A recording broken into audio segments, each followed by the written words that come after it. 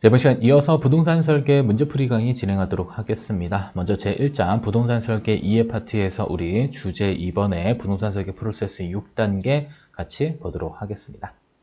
자, 보시면 3번 문제, 자, 부동산 설계 프로세스에 대한 내용을 순서대로 나열한 것을 골라보자라고 했습니다. 먼저 가번. 자, 부동산 설계에 따른 업무 수행 범위 등을 결정하는 거. 자, 그러면 키워드는 바로 업무 수행 범위이겠죠. 우리가 재무설계 프로세스를 이제 시작하는 단계에서 자, 고객에게 어디까지 업무를 수행할 수 있는지에 대한 범위를 설정하는 것. 이거 바로 1단계와 관련된 부분입니다. 1단계 체크하시고. 그 다음에 4번. 자, 부동산의 가치를 평가한다. 분석 및 평가하는 단계는 우리 프로세스에서 3단계에 해당되는 부분이 되겠습니다. 4번, 자, 고객의 위험 수용 성향과 투자 능력을 파악하는 거. 자, 투자 능력, 위험 수용 성향, 고객에 관련된 정보겠죠. 그래서 정보 수집과 관련된 부분이다 라고 볼 수 있고요. 그 다음에 라번, 자, 고객의 부동산 포트폴리오를 구성한다. 자, 투자 설계 쪽에서도 포트폴리오를 구성한다라는 표현이 등장하고요. 그 다음에 부동산 설계에서도 포트폴리오를 구성한다라는 표현이 등장을 하면 이는 4단계와 관련된 부분입니다. 아셨죠? 우리가 일반적으로 제안서를 작성하는 단계를 4단계라고 보시면 되겠는데 투자 설계에 있어서 4단계는 포트폴리오를 구성하고 5단계의 실행, 6단계의 점검 이런 형식으로 되어져 있습니다.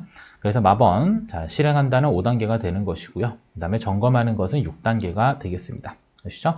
그래서 순서대로 쭉 나열하게 되면 자, 1번이 정답이 되겠습니다. 아시죠? 그래서 각각의 키워드 정도만 잘 정리하시면 어렵지 않게 풀 수 있겠고요. 자, 다음은 주제 3번으로 넘어가서 부동산 산업과 관련된 문제 보도록 하겠습니다. 자, 부동산 전문 활동으로 적절한 것을 골라보자라고 했는데, 자, 그럼 부동산은 일반 활동과 전문 활동이 있습니다. 자, 그러면 일반 활동은 여러분들 어떻게 외우시면 돼요? 자, 소, 거, 정 이렇게 외웠죠. 자, 소유 활동, 그 다음에 거래 활동, 그 다음에 정책 활동. 자, 근데 여기서 말하는 정책 활동이라고 하는 것은 수동적 의미입니다. 자, 이것은 자, 부동산 전문 활동 중에 전문 활동이 아니라 일반 활동 아셨죠? 부동산을 소유, 거래, 정책. 자, 그러면 왜 수동적 의미이냐? 자, 우리가 쉽게 생각해 보세요. 정부 정책에 따라서 부동산, 그러니까 부동산 정부 정책에 따라서 우리는 그대로 따라가야 될 수밖에 없는 그러한 약간 좀 뭐 의뢰 입장에 있는 거죠. 그죠? 그것을 수동적 의미로 해석을 하시면 되겠습니다. 자, 그러면 전문 활동으로 적절한 것은 소, 거, 정 제외하면 되겠죠. 소, 그다음에 거, 정 이렇게 제외하고 나머지 개발 활동을 전문 활동으로 볼 수가 있겠습니다. 아시죠? 그래서 어려운 부분 아니니까 여러분들 일반 활동을 먼저 암기하시면 나머지를 다 전문 활동으로 보시면 되겠습니다. 그래서 소거정 이렇게 보시면 되겠고 자, 여기는 수동적 의미입니다. 자, 그러면 능동적 의미의 정책 활동은 전문 활동에 해당된다라고 보시면 돼요. 정책을 직접적으로 만드는 사람들의 활동이기 때문에 이때는 전문 활동이고 우리는 만들어진 정책을 그냥 따라갈 수밖에 없는 사람이기 때문에 정책 활동에 있어서는 수동적 의미를 가지고 있다. 이게 핵심 사항이 되겠습니다. 자, 다음 주제 4번으로 넘어가겠습니다. 쭉 넘어가서 주제 4번. 자, 부동산의 개념 중에 10번 문제 같이 보도록 하겠습니다. 마찬가지로 개념과 관련된 부분들이기 때문에 잘 정리하시면 됩니다. 자, 부동산의 개념에 대한 설명이 적절하게 연결된 것을 골라보자라고 했습니다. 자, 먼저, 자, 가번. 자, 일반적으로 물리적 측면, 경제적 측면, 법률적 측면의 부동산을 정의한다라고 하면 여러분들 이 친구는 복합 개념입니다. 아시죠? 복합 개념의 부동산. 아시죠? 경제적, 그 다음에 법률적, 물리적 체크하시고 자, 두 번째 자산, 자본, 생산 요소는 누구와 연결된 것 같아요? 경제적 측면과 연결이 되어져 있겠죠? 그래서 자산, 자본, 생산 요소, 소비재 자, 이러한 키워드가 등장했다라고 한다면 길게 읽지 마시고 경제적 측면의 부동산에 대한 설명이다라고 보시면 되겠습니다. 그래서 나번은 경제적 이렇게 보시면 되겠고 자, 다음에 다번, 자, 유형적 측면, 외형이죠. 물리적인 느낌이 들면 됩니다. 아셨죠? 그래서 유형적 측면에 초점을 맞추고 지질, 지형, 고저 등 자연적 조건과 토목 및 건축물의 인공적 조건에 관심을 두어서 측량, 설계, 시공의 대상으로 정의되는 것은 물리적 측면의 부동산 관련된 설명입니다. 그래서 다번은 물리적 정리해 주시고 자, 그다음에 공공재로서 규제의 대상이 된다라는 키워드를 통해서 우리는 법률적 개념의 부동산을 생각하시면 되겠습니다.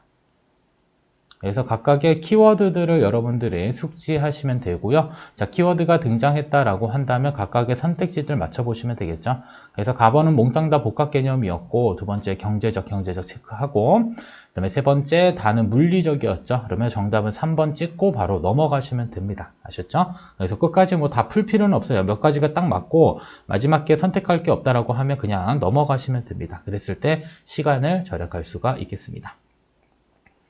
자, 다음은 12번입니다. 자, 동산과 부동산 법률상 차이에 대한 설명으로 적절하지 않은 것을 골라보자 라고 했습니다. 자, 일단은 동산이라고 하는 것은 부동산 이외의 물건을 생각하시면 되겠습니다. 아셨죠? 동산은 부동산 이외의 물건이다 라고 보시면 되겠고요. 그다음에 공시 방법이라고 하면은, 자, 내가 취득을 했었을 때 소유권을 어떻게 알릴 것인가. 자, 일단 동산의 경우는 점유만 하고 있으면 됩니다. 사실적으로 지배에 있었을 경우에 내가 소유자임을 알 수가 있겠고요.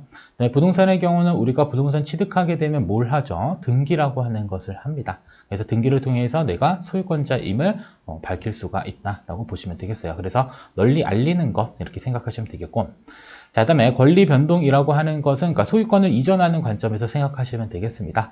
자, 그러면 동산의 소유권 이전하기 위해서는 타인에게 넘겨버리면 되겠죠. 인도하면 됩니다. 그래서 점유를 이전시켜버리면 소유권이 변동되고요.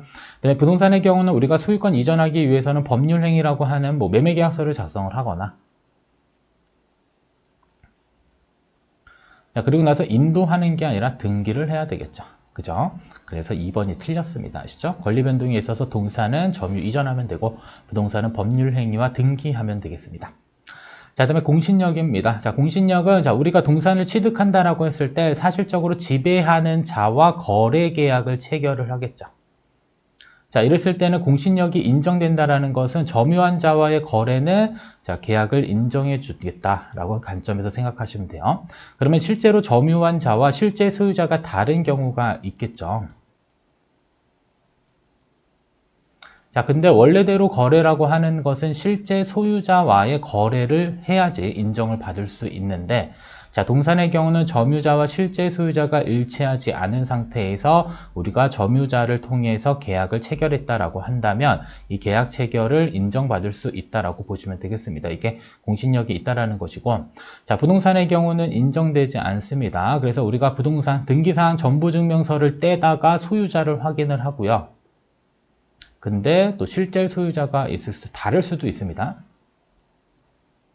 자, 그러면 우리 거래할 때는 당연히 뭘 떼요? 등기사항 전부증명서 떼다가 소유자 확인하고 실제 집주인 확인해가지고 자, 도장 찍고 매매계약서 체결을 하는데, 자, 그러면 자, 우리가 자, 등기사항 전부증명서상의 소유자와 계약을 체결을 했는데 실제 소유자가 다른 경우에는 이때 공신력을 인정받을 수 없다라고 생각하시면 되겠습니다. 따라서 부동산 거래할 때는 자, 등기사항 전부증명서의 소유자도 확인해야 되겠지만 실제 소유자도 맞는지 여부까지 확인을 해야 할 필요가 있다라고 보시면 되겠습니다. 아시죠? 그래서 동산은 공신력이 인정되지만 부동산은 인정해주지 않을 거야 라고 보시면 되겠고요. 자, 그다음에 질권 설정이라고 하는 것은 우리가 자, 담보를 가지고 뭐 하냐면 이제 대출을 받는다라고 생각하시면 될 것 같습니다. 아셨죠? 담보를 가지고 자, 대출을 받는데, 자, 대출을 상환하지 않았을 경우에, 자, 그러면 내 입장에서 생각을 해볼게요. 자, 내가 돈을 빌려줬는데 누가 자, 동산을 맡겼습니다. 근데 이 사람이 채무를 변제하지 않아요. 자, 이랬을 때 질권 설정이 동산은 가능한데, 자, 이는 어떻게 생각하시냐면, 그러니까 유치할 수 있는 거, 내가 그냥 그 건물에 들어가가지고 돈 갚을 때까지는 내가 계속 가지고 있는 것이 가능한 건 동산이고, 자, 부동산의 경우는 질권 설정 자체가 불가능합니다.